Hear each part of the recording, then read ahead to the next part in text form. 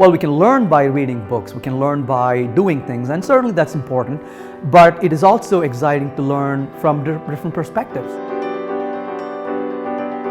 When I sit down and I interact with not just fellow speakers, but also attendees who are here, who are practicing in the industry, I get to learn about their problems they are facing, the solutions that they are looking at. If we take a look at the history of the conferences in Wrocław, conferences in Poland, we can get the conclusion that there was not so many such events in Wrocław, because always on the first place was capital, Warsaw, then Krakow, Poznań.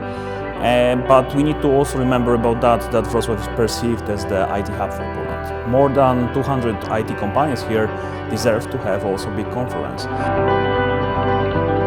I met a lot of people. I have worked so far in the different companies and they are here, and I would say that is the biggest, let's say, density of software engineers on the career matter I have faced.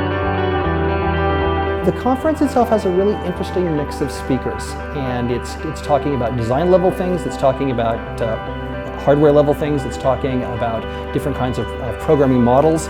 So I think it is going to offer a really interesting opportunity to hear from different speakers about different aspects of software development, as well as to have a chance to talk with lots of other people working in lots of different areas.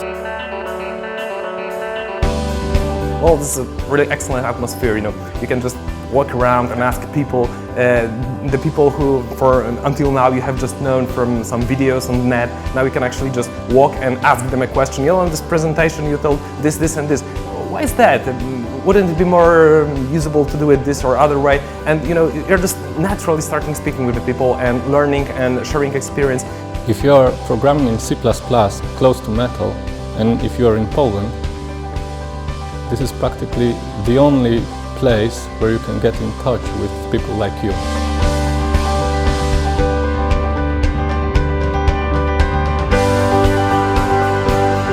If you look at actual software itself, it's easy to conclude that it really is a tar pit.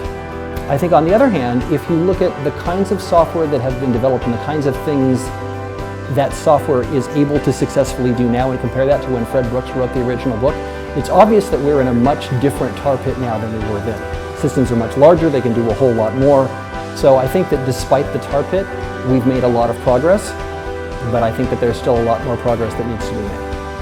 The way of thinking, the way we perceive or control our applications, our software is more important than the tools we use, and technologies are actually tools in our hands.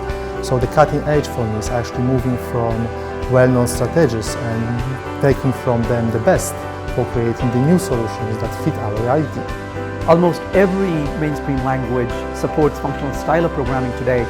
That is something that's been around for a good 70, 80 years now, but finally it's a perfect storm that's bringing languages together.